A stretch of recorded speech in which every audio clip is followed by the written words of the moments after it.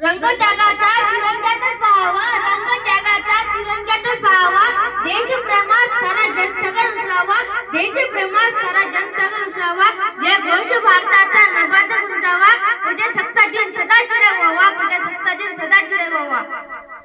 सन्मान्य व्यासपीठावरील प्रमुख अतिथी, आदरणीय गुरुजन वर्ग आणि माझे विद्यार्थी मित्र मैत्रिणींनो, आजच्या मंगलमय पावन दिवशी आपला भारत देश 77वा प्रजासत्ताक दिन मोठ्या उत्साहाने साजरा करत आहे. हा आपला राष्ट्रीय सण असून प्रत्येक भारतीयांसाठी आनंदाचा, उत्साहाचा, सन्मानाचा आणि अभिमानाचा दिवस आहे. आपल्या सर्वांना या प्रजासत्ताक दिनाच्या हार्दिक शुभेच्छा. 26 जानेवारी 1950 रोजी भारताचे संविधान लागू झाले आणि भारत अखिल जगासमोर सार्वभौम, समाजवादी, धर्मनिरपेक्ष लोकशाही म्हणून उभा राहिला. आपले संविधान हे आपल्या देशाचे सर्वोच्च कायदेविषयक दस्तऐवज आहे. डॉक्टर बाबासाहेब आंबेडकर यांच्या अध्यक्षतेखालील घटना समितीने अत्यंत परिश्रमपूर्वक सखोल विचार करून प्रत्येक नागरिकाच्या हक्काचे संरक्षण करणारे आणि कर्तव्याची जाणीव करून देणारे हे संविधान तयार केले. यामध्ये न्याय, स्वातंत्र्य, समता, बंधुता या मूल्यांचा स्पष्ट उच्चार आहे आणि हीच तिचे स्तंभ आहे ज्यावर आपल्या लोकशाहीची भक्कम पायाभरणी झाली आहे.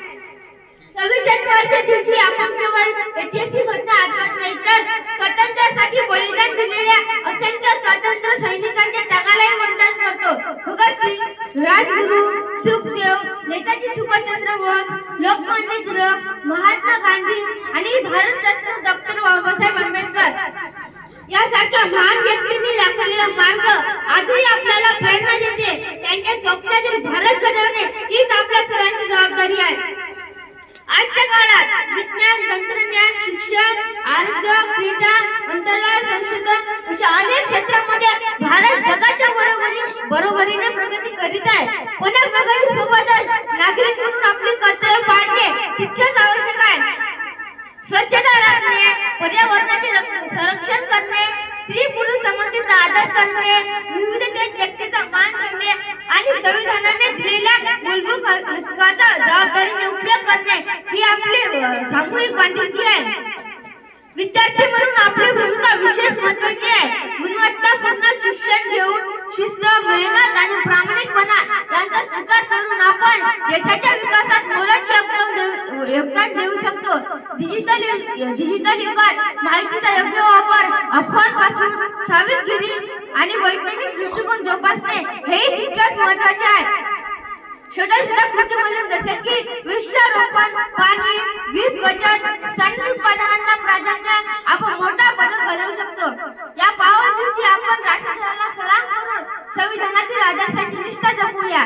भेदाभेदांना दूर सारून एकमेकांचा सन्मान करत सन्मान, संधी आणि न्याय मिळवून देणारा सशक्त आणि समृद्ध भारत निर्माण करण्याची प्रतिज्ञा करूया.